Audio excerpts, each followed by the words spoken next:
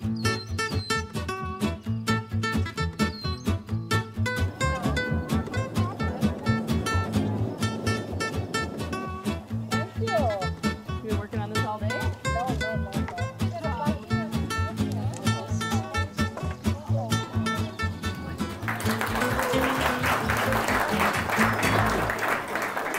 good evening, and thanks so much for inviting me to talk about invasive plants and worms with you. So as Marcy mentioned, I work in forest health. So that's the division of forestry, and then applied forestry, and then forest health. And so of course I'm slanted towards the woodlands. So I'm going to cover terrestrial invasive plants and earthworms. Okay, so it seems like, you know, you wake up one day and go, what the heck happened? I feel like I'm on a different planet because, you know, 10 years ago, we had noxious weeds, right? Dandelions and creeping Charlie, and there was a noxious weed advertisement in the local newspaper that said, please control your creeping Charlie and your dandelions, and that was it. Well now, yowza, we have garlic mustard, honeysuckle, and buckthorn choking out our forests. We're having a serious problem with regeneration of trees on forests, and it's mainly due to invasives. So all new. So how did this happen? Well, we've certainly become a global community. There's a lot more of us than there were 20 years ago, and not only do we travel internationally, but we can buy things from Australia and have it shipped here within what, a couple of days? So we have really become quite the global community, and that's bound to have an impact on our flora and fauna. And we're finding out that it certainly is. We are having a huge impact. And traditionally, our invasives or products moved from the Eastern Hemisphere over to the Western Hemisphere, which is known as the New World, right? And so most of our products or most of our invasives sort of follow that same pattern, right? Nothing new there. And then we have the old exchange of products, a lot of agricultural products that came from Europe over here, and then we're now sending some merchandise back to the Western Hemisphere, and just recently they've received our gray squirrel, which is exploding in population and becoming an invasive species for them. So it's interesting to see this happen. So the Holstein cow, this is a non-native species. Is it invasive? No. We've done really well with this, right? This is the poster child of one of our most famous beverages in Wisconsin, the spotted cow beverage. We've done really well. Not native to Wisconsin, native to Germany and the Netherlands. And what about this? The potato. Gosh, central Wisconsin has like exploded with profits from the potato. Not native to Wisconsin, right? But doing really well. And then this guy, man, we ship this insect from coast to coast by the truckload, and it helps us with our pollinating our agricultural crops, right? So very beneficial, very helpful. Everybody familiar with this guy? Do you have a lot of this, the Japanese, excuse me, the Japanese beetle here in this part of the state? Yep, okay. So I've lived in Point for a very long time. I grew up down by Madison, lived in Stevens Point for a really long time. In the last 5 years, I've noticed this population is really exploding. You used to see one occasionally. Now, when they're really happy, you can't walk down the sidewalk without crunching on them. But I have not noticed them up in the Rhinelander area. But then again, I'm not spending a whole lot of time in the garden centers. So quick quiz for you. How do you think the Japanese beetle was introduced? Was it introduced to control aphids on roses, in a shipment with irises, or in a bag of rice? Aphids. Controlling aphids? Rice. Guess what? Came in with irises. So, and irises aren't they're not native. There's some irises that are native. But yeah, surprisingly. And then what about these guys?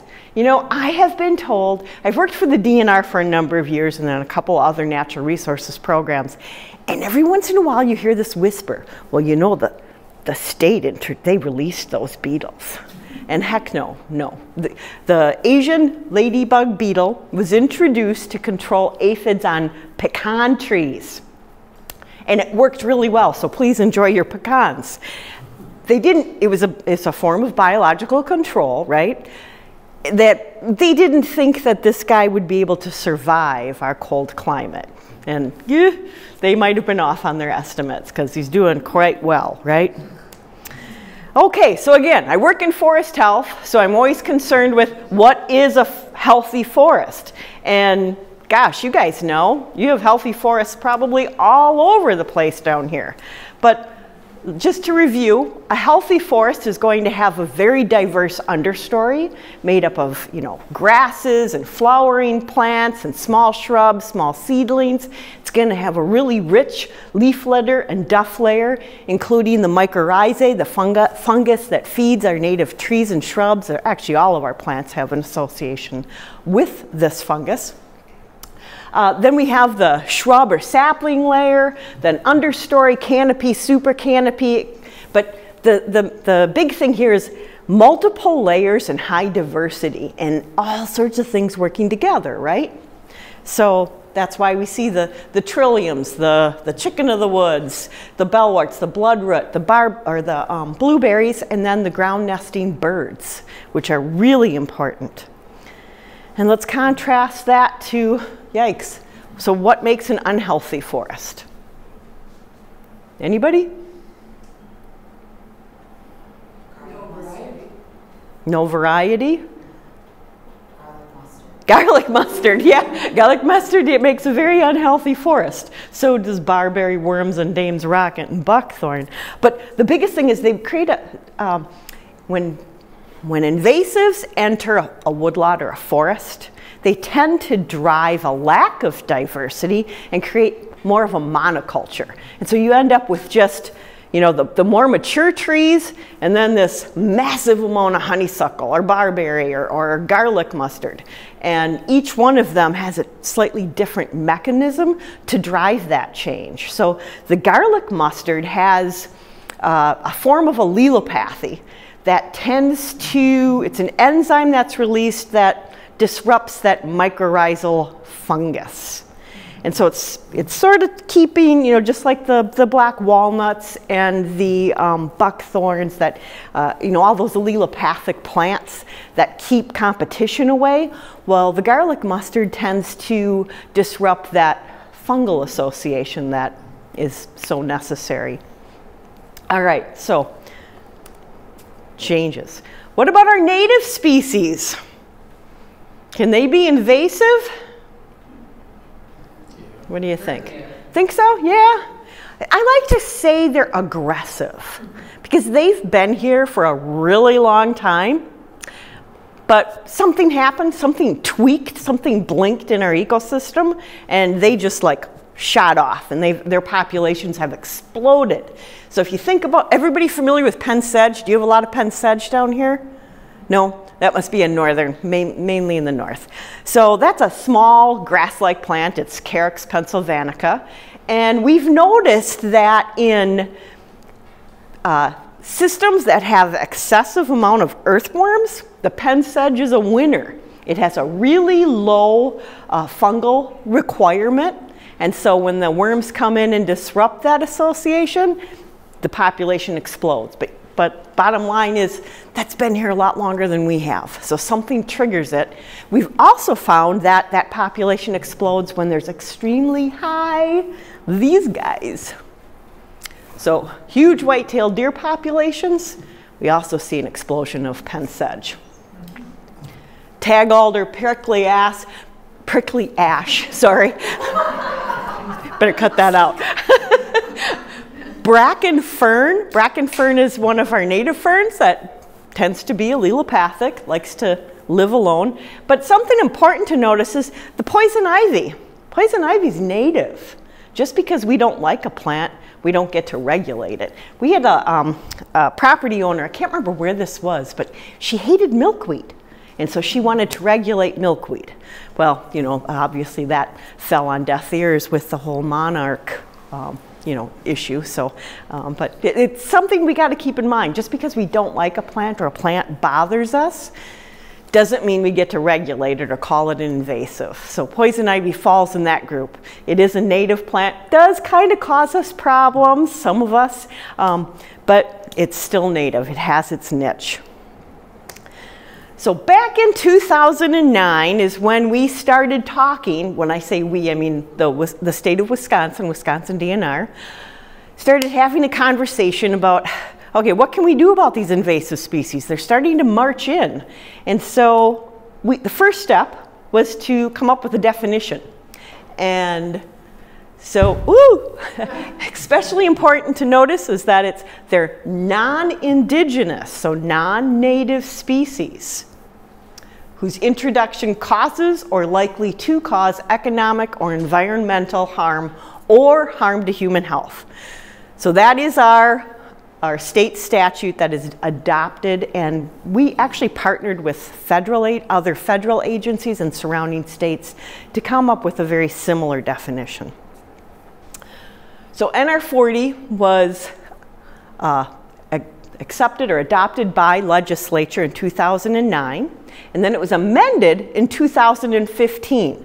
And at that time is when we added, oh gosh, just in plants alone, I think we put on 140 plants on the regulated. I know, it's crazy, but so this is lovingly referred to as our NR40 or invasive species rule. And we're lucky to have it because there are states around us that wish they had an invasive species rule. But it is definitely a identification, classification, and control rule. So it's largely all about this. It's about outreach and education. It's about informing people that these invasive plants exist and they are causing economic harm as well as ecological harm, and in some cases harm to our health. And so that's why we're doing all these talks and why we get out there, because it's just amazing. You folks being associated with a reserve such as this, you're familiar with invasive species. But heck, you wouldn't believe the people I talk to that they're like, what? What is this? Never heard of this. What do you mean I can't grow that? I want to grow that. So, you know, it's really, we're still after, well, it's really only been 4 years, so we're working on getting more word out. All right, so we cover algae and cyanobacteria, terrestrial and aquatic plants, vertebrates, invertebrates, crayfish, fish, and fungi. So some people go, fungi? What kind of mushroom are we regulating? Think of oak wilt. Oak wilt is a fungal infection, okay? And it is regulated under NR40. Are all crayfish? No, just non-native. Oh, it's just some varieties. Yeah, like the rusty crayfish and the red swamp. Okay. The red swamp crayfish is actually prohibited. Oh, let me go back. So in NR40, we have two distinct categories. We have prohibited and restricted. And I know it's a crazy, the words are so similar in my mind anyways, especially when I was first introduced to them. Prohibited means they're not here yet, or if they are, they're in really small pioneering populations, and we feel that the population can be controlled or eradicated. Restricted, pretty widespread. They're all over the place. Probably aren't going to be able to eradicate, but it's important that we don't spread it, okay? So if a plant is regulated, meaning it's either prohibited or restricted in Wisconsin, you can't sell it, you can't transfer it, you can't give it to your neighbor. All those things apply regardless of whether it's restricted or prohibited. So just this year, we have begun round 3 of NR40. And so to initiate this process, we invite partners from academia, the industry, partners throughout the state, whether they're in weed management groups or interested parties of all levels. And we form what we call SAG groups, and that's species assessment groups. And right now we're in the pre-assessment phase. So we have a couple of different groups. We have herbaceous ornamentals, the woodies, the trees and shrubs, which I co-lead that group. Then we have aquatic, wetland. We have the agronomic group, as well as a group of plants that we call it the no-use plants, but that's a really horrible term because they're just plants that don't fit into the agronomic area. They don't fit into trees and shrubs, or they're not sold as ornamental. So this little, like, island of misfit toys. And it's a very small group. So we have all these different experts that will come together and weigh in on each species and determine whether we need to assess this for NR40. Then hopefully next winter we will be able to reevaluate and start focusing on each species. And what happens is each species that's set for review gets a full-blown lit review and a moment for everyone to weigh in. So it goes out to public comment and then goes back and forth from legislature. And the Wisconsin Invasive Species Council is a group of professionals who are appointed by the governor that guide this whole process. And so there's lots of going back and forth, and it takes about 5 years from start to finish before we have a final product. All right, so we spent enough time sort of telling you the background about how Wisconsin regulates invasive plants, and now I thought we'll move on to taking a look at some of the players in this invasive world. So first off, we have cut-leaved and common teasel. Do you see this down in this neck of the woods much? You do? Okay, I was looking for it. I didn't see any. Darn. So this is very common in disturbed soil. Often, those big clover leaves, Madison, Milwaukee, and Appleton, they're just chock full of this guy. It's ferocious. Each plant can produce over 2,000 seeds. 2,000 seeds! And the seed bank, they can survive for at least 2 years, probably more. So that's quite a risk. We have two different species. We have the cut-leaved and then the common. And the difference is that the little bracts don't quite make it over the top in the cut-leaf, but in the top, the common, the bracts extend past the seed head. And so they're really cool to use in floral arrangements. And we're finding these at, say, craft shows, and oh, heck, this picture in the middle here, this is from a shopping center on the eastern part of the state. And a number of years ago, someone took this picture and sent it, and I had to go and talk to them all and say, you know, you can't put these things in your displays. They're a regulated plant. But they were great to work with. They told us who they had obviously contracted with a local business to do their holiday decorations. And so we reached out to the business and said, hey, can't do this. Even though they were spray painted, there's still seeds inside. And lo and behold, the next year, we had mentioned there's a lot of native plants that you might want to consider putting in here. You can spray paint anything, any color, right? And so the next year they had used coneflower. They used Echinacea purpurea, the coneflower. So it has a little bit similar head in that the seed heads are a little bit spiky, and you know, they spray painted them blue and yellow and stuck them in the bouquets. And in fact, a couple people said, oh, they didn't get rid of the teasel, it's still in the decorations. But if you look closely, it was the coneflower. So that was a huge win. So anyways, teasels.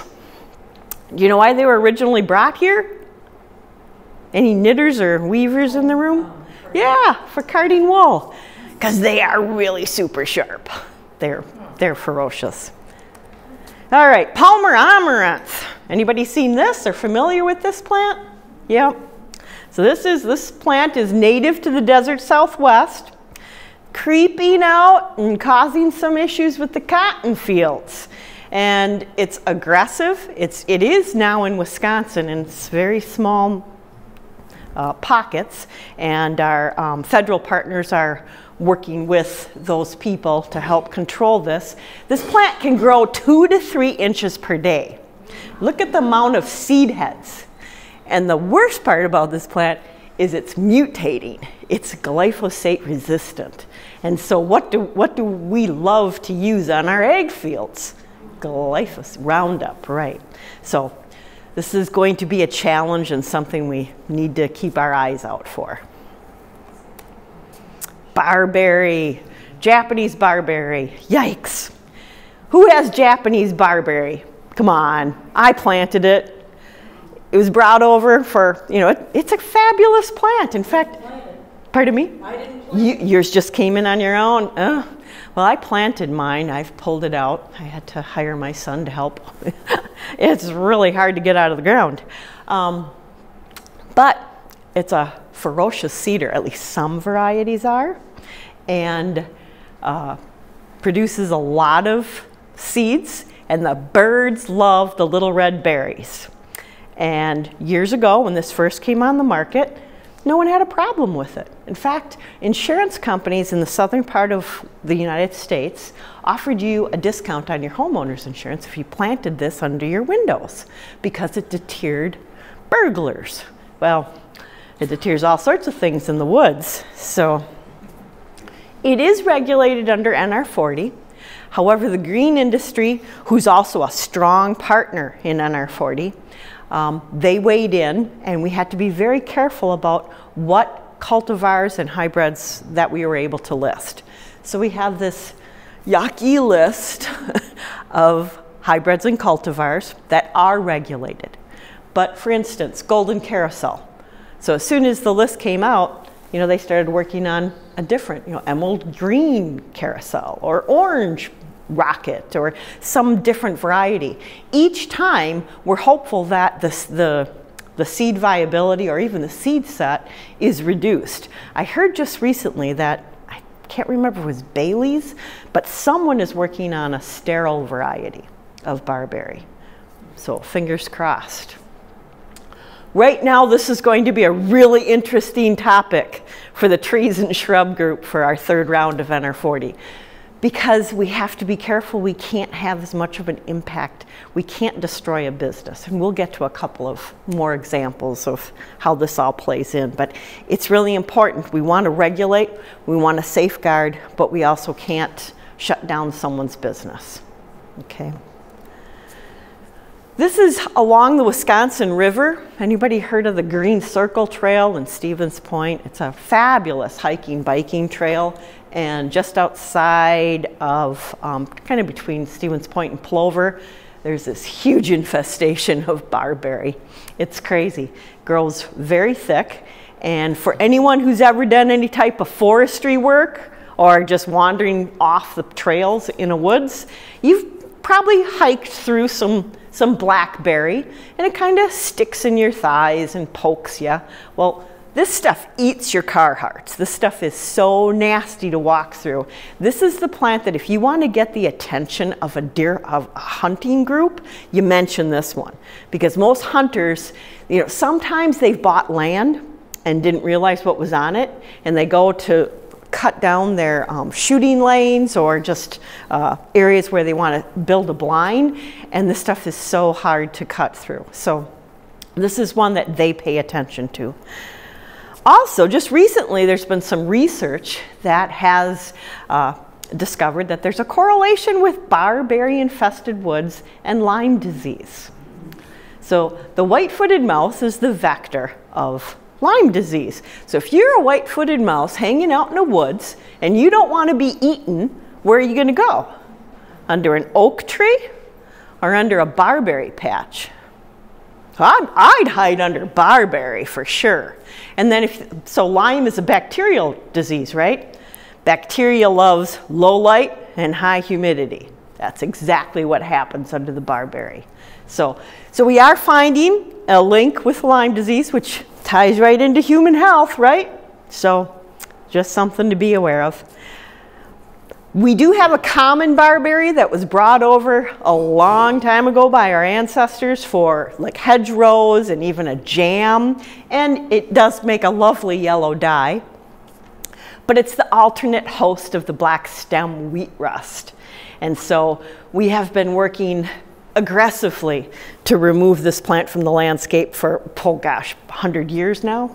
So that's something that DATCAP, Department of Agriculture, Trade, and Consumer Protection, they really focus on controlling the barberry, because that would be devastating to our wheat farmers. All right, Japanese lilac tree. This tree is not currently regulated under NR40, but we're going to take a good close look at it. Just recently, over in the southeast corner by Milwaukee, a couple of botanists have found this naturalizing in the woods, and especially under, say, power line corridors.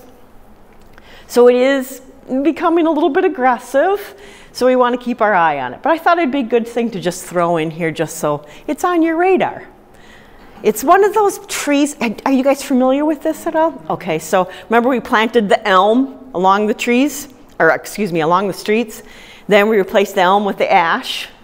You know where this is going. And now we have, but we've done a better job. The streets aren't entirely lined with Japanese lilac, but there's a significant amount of them. And I noticed this plant on my drive here. So this is blooming, right? Wild parsnip, you folks are probably quite familiar, so I don't have to talk much about that, other than it's the same plant that produces the tasty things we put in soups and pasties. Calorie pear. I'm told that this is all over Wisconsin. It's a favorite tree of urban landscapers.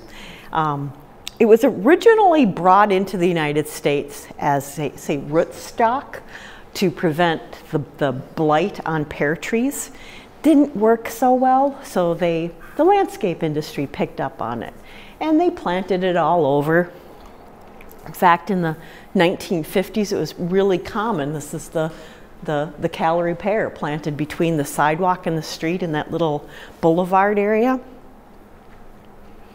And what happened is they didn't think it would be able to reproduce on its own. It's not capable of self-pollination, and so they thought it'd be okay. But like a lot of our villains, it turned to the dark side. It was able to reproduce, and it was a good guy that turned bad. And then, well, we don't have anyone too young in the room, but I always include that, you know, it's more like the Night King from the Game of Thrones. Was once a good guy and turned bad.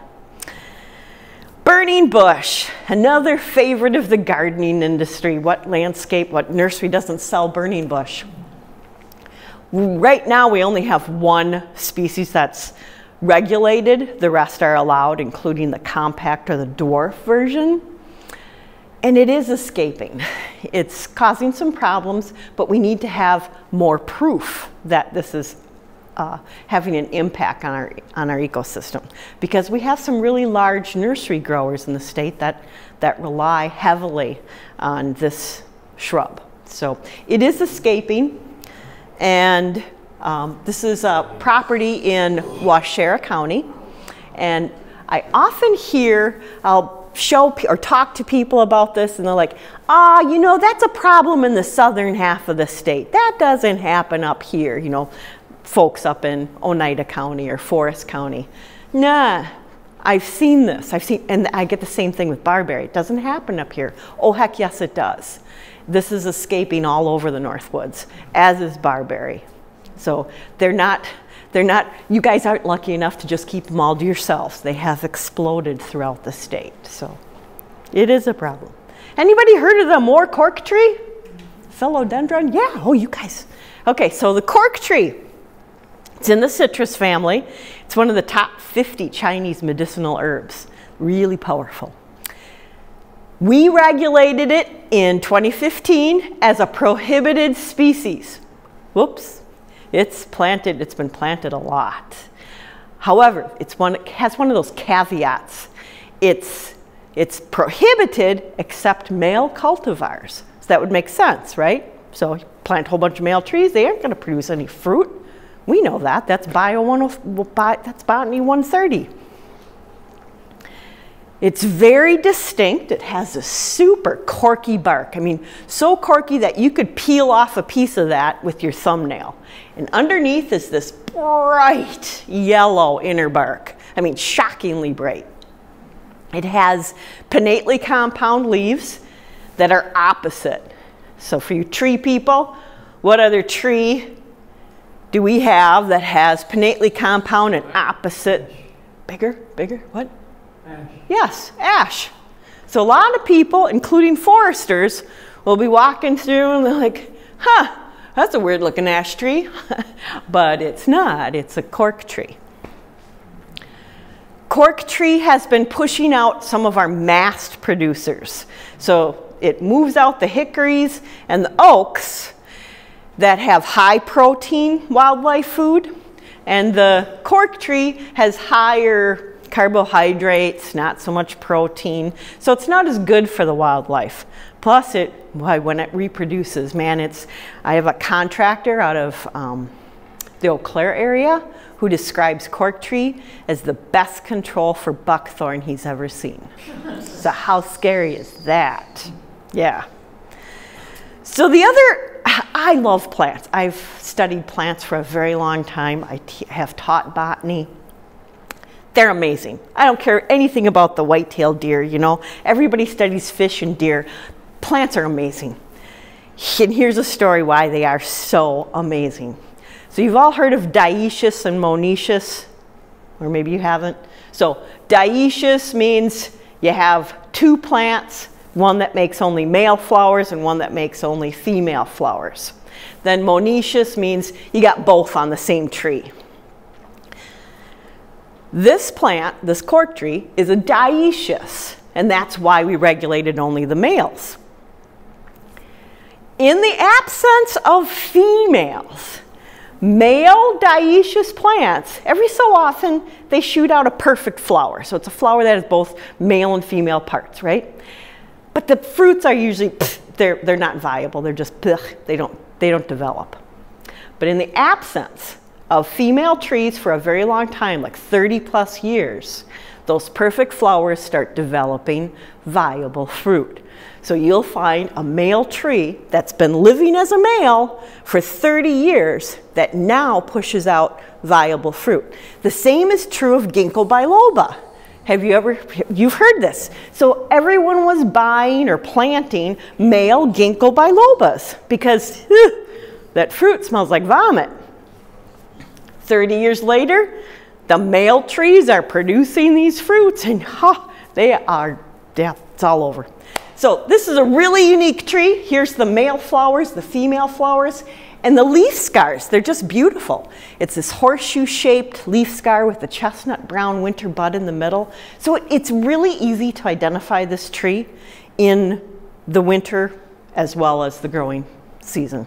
So, but I tell you, it is really, we have a property up in, just outside of the Northern Highlands, up in Oneida and Vilas County. And one tree was planted and it has just exploded. The McKinsey Center for miles around is filled with Mr. McKinsey. Before he donated that property to the state, he liked the cork tree as well. So there's tons of cork tree over in Eau Claire, and then just, let's see, Adams County. We have a real huge population of it there as well. Gout weed, so snow on the mountain. For some reason, people who live in a beautiful wooded area, they like to plant this on the edge. And I'm told that they felt that it kind of tidied up that margin between the grass and the woods. And so they did that a lot, and we are finding evidence of this. This plant will just start invading slowly into the woods, and it looks different. It looks like this. Would you recognize it if you saw it in the woods? So it's variegated in full sun, but a leaf that has white spots is sacrificing food, right? So there's no chlorophyll there.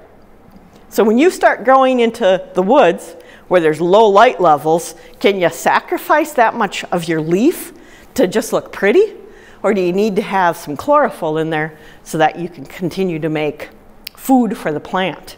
So that's what happens, is it aborts or gets rid of, it loses its variegation and becomes more solid, all solid often, and very difficult to eradicate. Oh, gout weed. The common name is gout weed because for some reason they thought this plant could cure gout. Sorry, thank you for keeping me on my toes. Java watered Dropwort, isn't that a fun one to say? This is a plant that was brought in recently, and it's a food source. And it reproduces so well and lasts so long that you don't have to plant it. So if you can put it in a, wet area, you just go out and harvest it constantly. But the problem is that it spreads ferociously. Over on the river in the southeastern part of the state, this plant has become a real issue. And the forget-me-nots. Who doesn't love forget-me-nots? We have two. We have the woodland and the aquatic. And it's funny, like I said, I work in forestry, so I'll sometimes go in post-harvest after a timber sale, and you see the forget-me-nots lining the logging roads. So they get moved in on the treads, the treads of the tires. Also, people love forget-me-nots. There was a woman, I have done some talks for the Ridges over in Door County. And on one of their beautiful boardwalks, you have all these rare shooting stars and dwarf iris and these rare plants. And boom, you have this explosion of forget-me-nots. And you're like, what the heck? Well, apparently some woman who had done a lot of work at the Ridges, she loved forget-me-nots. So whenever she went out for a walk, she carried forget-me-not seeds in her pockets. And so she just spread them around. And I hear that from a lot of friends that they have a relative that loves forget-me-nots, so they bring them with them everywhere they go. So just a little tidbit of interest.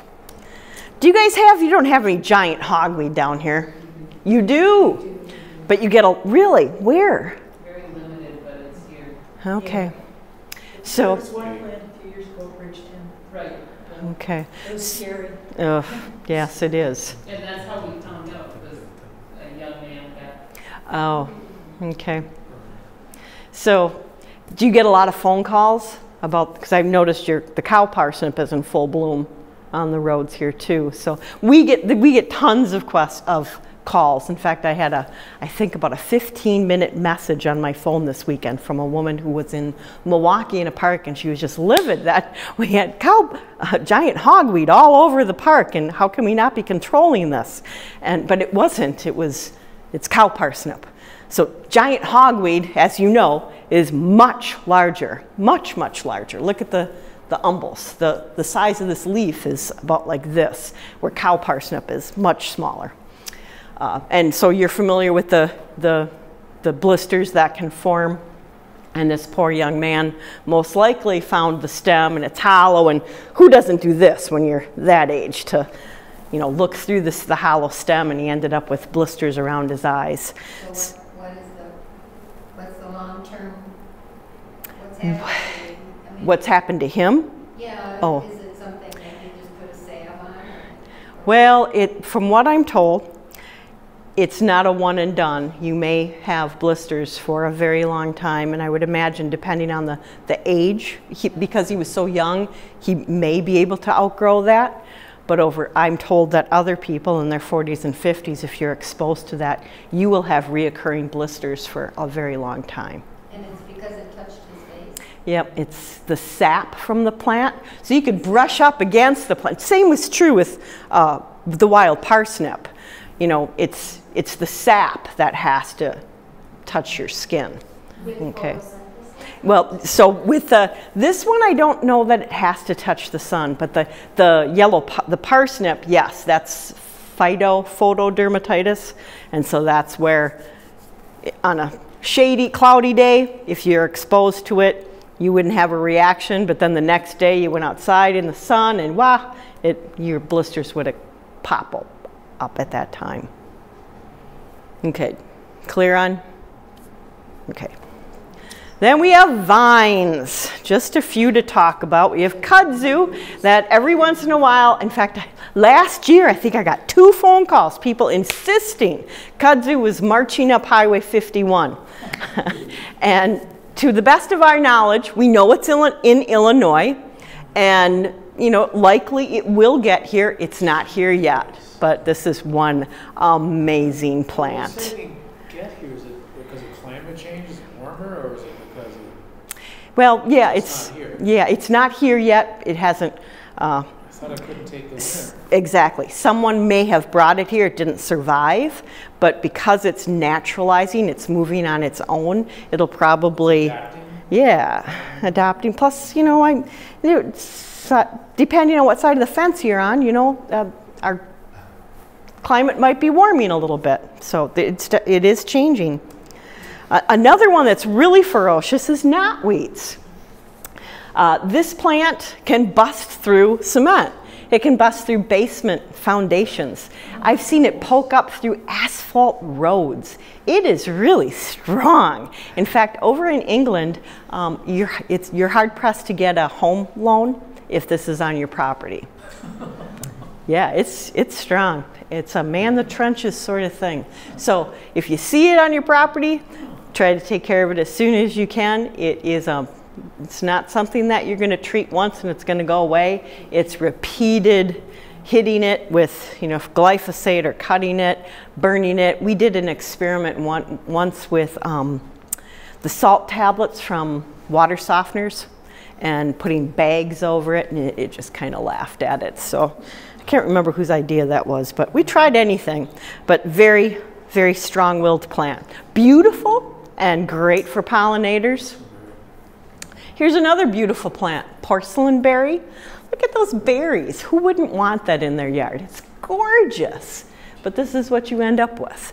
In fact, I talked with a couple of gardeners over in, I think it was the Sparta area, that she said, I can't believe I planted this. I can't get rid of it. It is just, it's taken over her whole backyard. There's a huge project in Madison right now. We have some extra funds that are available, and we have a huge project trying to help a certain area. I can't remember what part of the city it's in, but they have just a huge problem with this porcelain berry. But again, it is quite pretty, isn't it? Oriental Bittersweet. Oh, heck. You know, in the 80s, we loved making wreaths out of this. I think they still do make wreaths out of this. This is a beautiful plant. However, we do have a native American bittersweet, slightly different in that the berries form only at the tips rather than all the way along the vine. But you know, everybody wants the berries that are all along the vine because they just, you know, they're prettier. So this vine in the south is capable of girdling trees. I have not seen it up in the northern part of the state, but I planted this and I nursed it because, you know, it's kind of hard to get established, and now, heck, I've been trying to kill it for 10 years. It's still popping up in my field. But the interesting thing, so this is regulated, this is restricted, and a citizen or a resident of a city happened to be walking by someone's yard with the woods, and he thought, you know, I'm going to go tell that homeowner that's bittersweet. I wonder if they know that's there. So he knocked on the door and said, hey, excuse me, did you know that you have bittersweet climbing up your trees? And it's an invasive plant. It's not the best thing to have. And the homeowner said, oh yeah, I know, but you know, I love it. It doesn't bother me. And in the fall, I make wreaths out of it and I give it to all my friends. So that's what she can't do. You can keep it. If you have it on your property, no one's going to come and tell you have to get rid of it. But the catch is you can't give it away. Okay.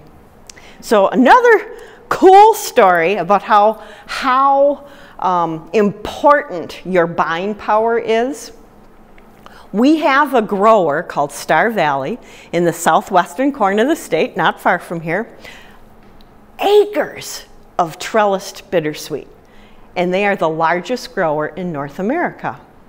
So when we regulated bittersweet, we would have shut them down if they couldn't continue to grow this plant. So they have a permit with DNR to continue to grow. They can't sell it in Wisconsin. And that all worked out fine. Their biggest buyer is Whole Foods. Whole Foods customers, after a while, started going to the Whole Foods management and saying, why are you selling this? This is invasive. This is not good. Why are you doing this? So after so many people went to Whole Foods and expressed their opinion, Whole Foods went to Star Valley and said, hey guys, we can't buy your stuff anymore. Our consumers don't want it. We're being harassed. Yay. But that's what it takes. It's our buying power. It's the decisions we make every day that makes a change. So now Star Valley is gradually transferring, in fact that's part of their permit, is they have to switch up, plow under their Oriental Bittersweet and plant native. But what's happened is the white-tailed deer, they love the American Bittersweet. They don't find this palatable at all. They don't touch the Oriental, but they are just gnawing the American down to nothing. So it's a real challenge for these people, and they're trying to do the right thing, but they're just going to have to keep trying.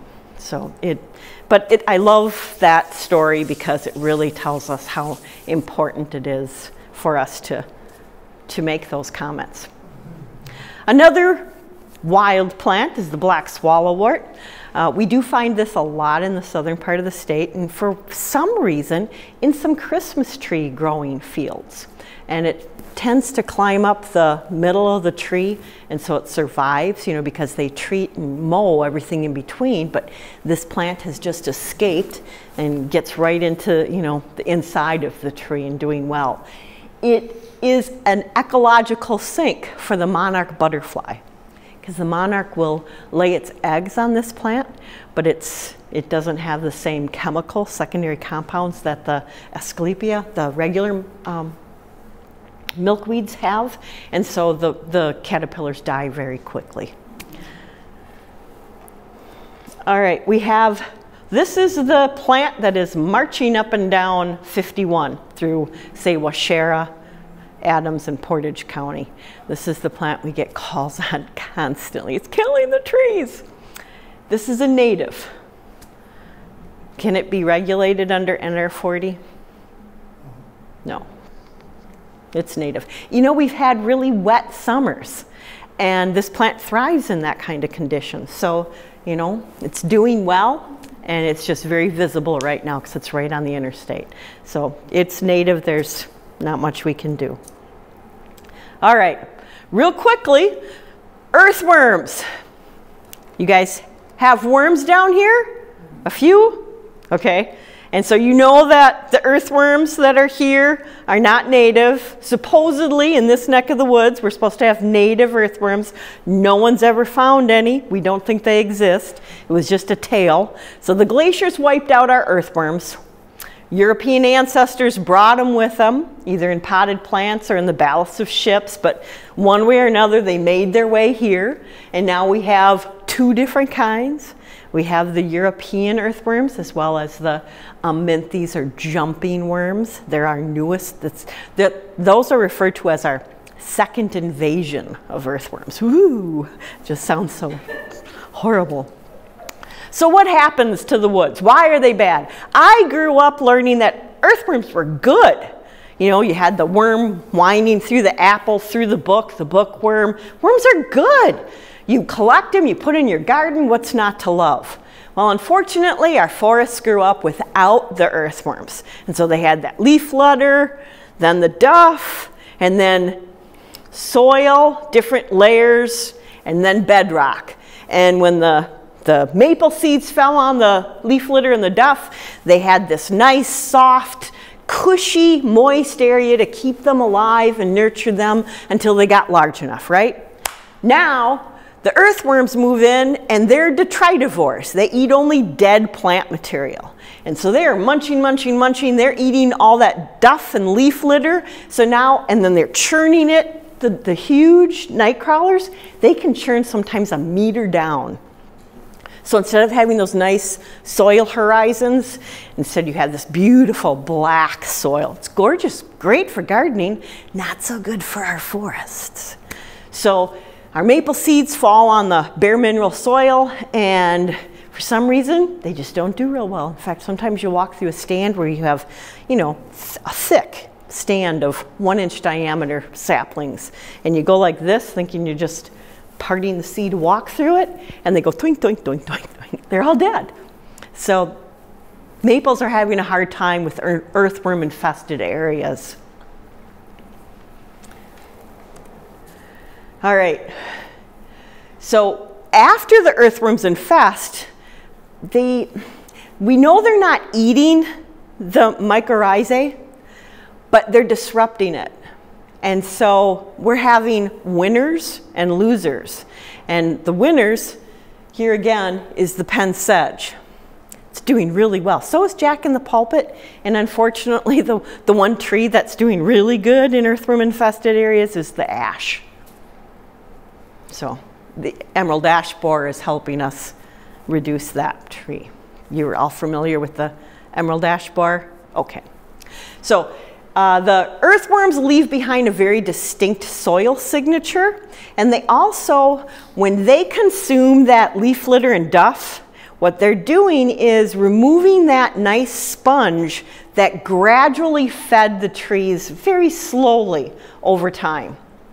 When they consume quickly, they strip off that organic layer, and it's a quick flush of nutrients into the soil.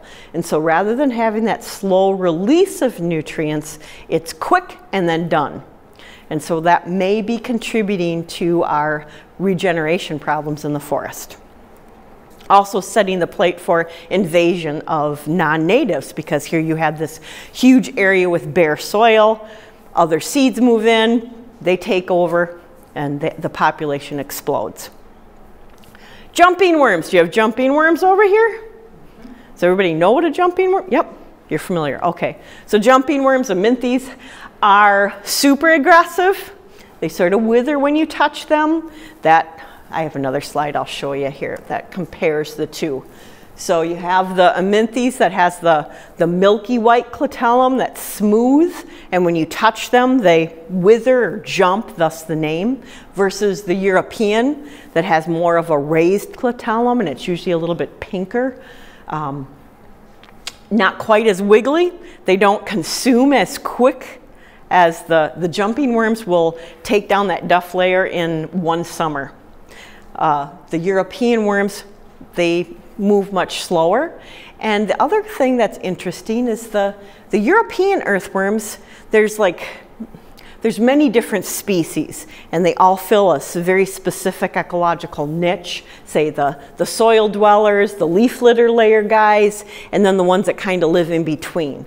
Well, the Europeans, they hang out together, and they don't seem to have a problem with each other. As soon as the jumping worm moves into that kind of a community, poof, the Europeans move out. And the jumpers remain, and we can't figure out, we don't know exactly why that happens, if there's a allelopathy, if there's a compound, if they've changed the pH of the soil so much that the European worms don't want to hang out anymore. But one of the big differences is the aminthes, or the jumping worm, it's an annual. So it can't survive our winters, but it can have it can produce 2 generations in a growing season. And the best part about them is it only takes 1 to start a family. They're parthenogenic. And so they can lay an egg without 2 worms. So they are reproducing rapidly. They're not used for bait, ironically. Most people think that they are just a fabulous source for fishing people, but nope, they're so firm. When you squeeze the European earthworm, when you go to put it on your hook, you get that slime and it's squishy. The jumping worms are much firmer and they are dry. They don't have that slime. In fact, the slime in the European earthworms helps them to tunnel through the soil, and it also is a source of nitrogen that sloughs off and helps to add to the fertilizer for the soil. And I have to include this because every time I do a talk about earthworms, I have someone that approaches me and says, I'm 49 years old. I fished with my grandfather, I fished with my father, I fished with my kids, and never has anyone told me I can't dump my worms on shore until you told me this. So please don't dump your worms on the shore. Take them home, put them in the garbage, get rid of them that way, or use them until they're dead. All right, and you'll like this. So this is not an invasive. What are these? What? Lichens, yes. I work in forest health, and so we get a lot of calls about what's wrong with my tree. Whatever this is, it's killed my tree. And so we always get at least one of these. And I love it because no, the lichens aren't killing the tree. They're just hanging out there.